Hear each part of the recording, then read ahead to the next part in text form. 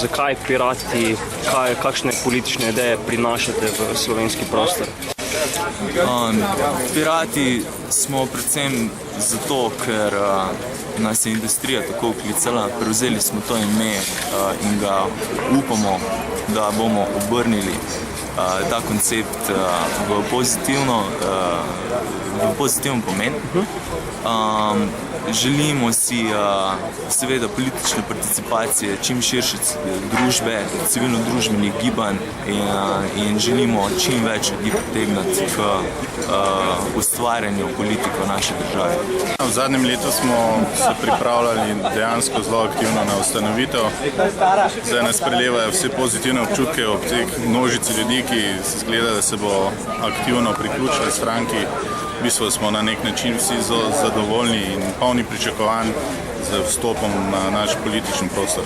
Mogoče katere vrednote, katere ideje prinašate? Predvsem transparentnost družbe, politike, zasebnost, ki jo branimo z vso močjo, zasebnost tako v privatnem kot predvsem na internetu, kar je najbolj pereča tema v času 21. stoletja, času digitalnega revolucije, ki se najavlja in je pred vrati oziroma v teku, pa seveda nasplošno svoboda vsakega posameznika.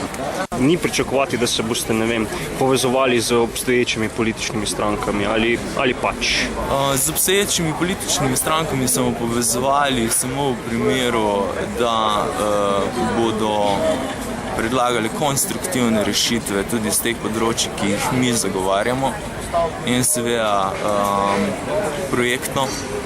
Zdaj svoboda na internetu, se izrekate za popolno svobodo na internetu, torej pomeni tudi popolno svobodo recimo tistih, ki iščejo otroško pornografijo, jo objavljajo in podobnih, ali menite vseeno te stvari potrebno regulirati, če ne celo preganjati?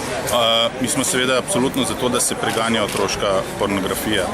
Otroška pornografija pa ni tista, ki se predvaja na internetu kot predvajanje, ampak snemanje tega in dejansko zloraba otrok.